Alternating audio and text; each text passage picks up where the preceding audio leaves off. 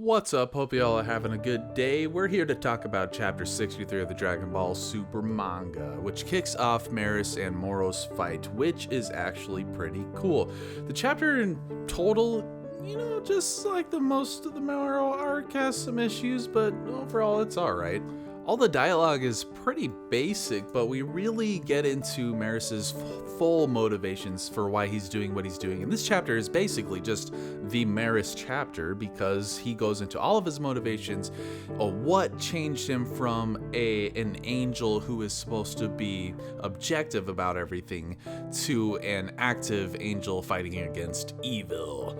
So Meros's battle with Moro with his staff is actually pretty cool. He's just going full on Donatello, and even like Donatello times 1000, If Donatello was in Dragon Ball, it would be Meros.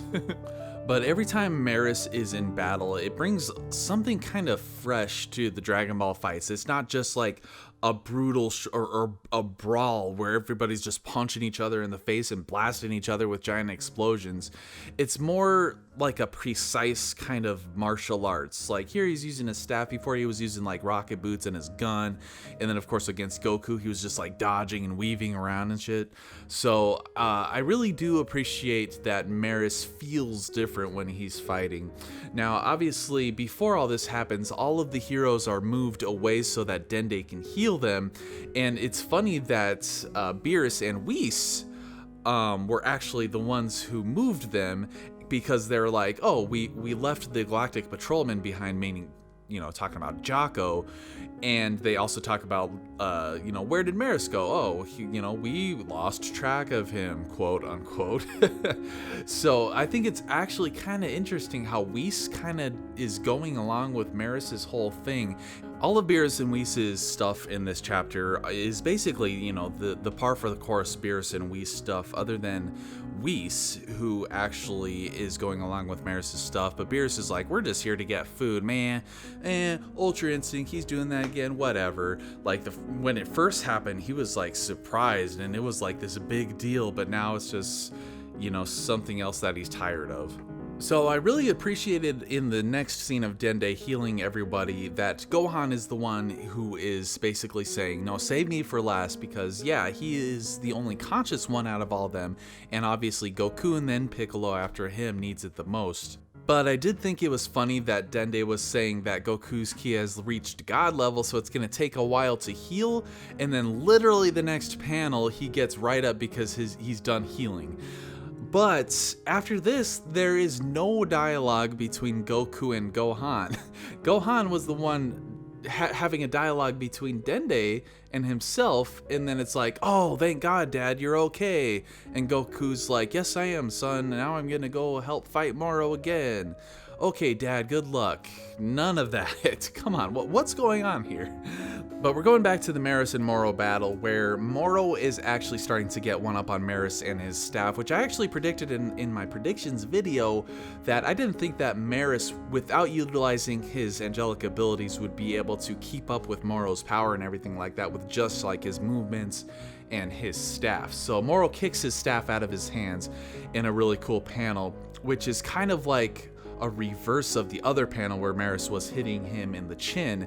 So he kind of blasts Meros, and Meros kind of funnily calls his staff to him like freaking Thor's hammer, just in time to block a punch and just in time for Goku to arrive and transform into Ultra Instinct Omen. Now I thought that a natural progression of Ultra Instinct would be to get Ultra Instinct Omen without its drawbacks, but it seems that in this chapter, since Meros said he's there to complete Goku's training, and that tells me that he knows what can trigger it, what could trigger Goku, which is partially why I think that Meros is intentionally doing what he's doing instead of just buying time. But Goku swoops in with this awesome panel of Goku trying to kick Moro, and funny enough, I mentioned on my Twitter that at this momentum and angle that Goku is going, he's gonna trip on Moro's shoulder with his left leg, and sure enough, in the next freaking panel, that's exactly what happens in this super,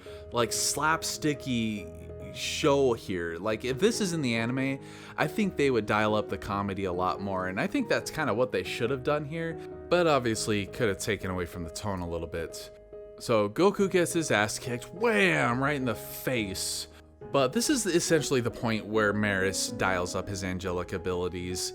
And it's interesting that he's essentially saying that he's going to finish Goku's training, and he tells Goku that one more push should trigger the full-on Ultra Instinct. And I don't like this at all. Like, it's Meros's intent to get him to that point, even though he doesn't have a good grasp of the Ultra Instinct Omen. He can do it at will, but he still has like major drawbacks from using it, which I did like. Now it seems like what they're doing is leading it toward to a point where he's going to get mastered Ultra Instinct and be able to go into that form without adapting and learning and getting used to Ultra Instinct Omen and overcoming those obstacles first. It's like he's skipping a step, you know what I'm saying? But since they're distracted by their dialogue in front of this massively dangerous opponent, Meros gets his neck grabbed by Moro, who has dug his arm with Piccolo's abilities into the ground up behind Meros. But of course, it doesn't work on Meros because he summons his staff and rips off Moro's arm. You would think that losing a limb would hurt a lot, right? So what happens next is Meros's largest contribution thus far, and that is eliminating Moro's ability to copy. Now, I was thinking that during this whole thing, while he's destroying the gems on his hands and his forehead ultimately, that he was eliminating his copies in general, because I thought that maybe the forehead thing is the thing that stores the copies, because every time we see 7-3, his copy switches to that. But I don't know if that's the case with Moro 7-3, because they don't mention it here, so we don't know yet. So that is a huge advantage that Moro had against the heroes that he no longer has, which I very much like that. The problem is that, once again, our heroes are not able to defeat the villain without the god's intervention. You know, in Resurrection F, you had Whis turning back time. Now you have Meros eliminating Moro's copies. The problem is that Meros needed to do something of relevance. Otherwise, his character would be irrelevant. So I think that eliminating Moro's copy is the best way to do it, and I think that we definitely did need the consequences of him disappearing. Now, I actually also liked that while he was eliminating Moro's gems from his hands and forehead, that he was basically telling his entire backstory, and that could be kind of a problem with Dragon Ball Super lately, with Jiren, with telling his backstory way too late. I think we needed a lot more hints to develop Meros' character early on instead of just dumping it all in one chapter, you know what I'm saying? I would just like the heroes to be able to defeat the main villain with their own strategies and own strength. Overall, I think I like what they did with Meros' character, and I really liked him using his staff as a freaking sniper rifle. So during Meros' entire spiel about, the Galactic Patrol giving him a good sense of justice and him blossoming and not becoming objective anymore and wanting to do good, he's thinking back to a conversation he had with Goku, and I think it's more due to the translations than anything, with Goku feeling slightly out of character with the word choices. Like he says, putting it that way gives me too much credit, man. I don't know if Goku would say man like that, but I could be nitpicking here a little bit. And then he also says, I'll fight him as many times as it takes, and at some point, just maybe they'll decide to join the good side. I feel like Goku would more likely say at some point they'll decide to stop doing bad things other than join the good side. This isn't Star Wars, you know what I'm saying? So I did like this exchange to an extent, and it does definitely feel like Goku saying like this, it feels way more exciting by then, and if I let them live, then I'll just have to become stronger and stop them the next time they decide to do bad things, and this definitely harkens back to him wanting to Vegeta to live way back then. So that is it. Meros' fate is sealed in the hopes that Ultra Instinct will resurface. And I was actually thinking that maybe it was Meros' intention to do all this so that in the hopes that him disappearing would trigger Goku into the full-on Ultra Instinct, which Ultra Instinct shouldn't be something that you trigger like that, because that's triggering is much more harsh than if you slip into it. Ultra Instinct should be something that you actually just slip into something and relax and calm your mind, you know what I'm saying? So Goku definitely doesn't have a calm mind now. And one thing that really irked me about this, I guess you could say, is that Meros says, Goku, should you achieve Ultra Instinct at your current strength, it will be far more stable than ever before.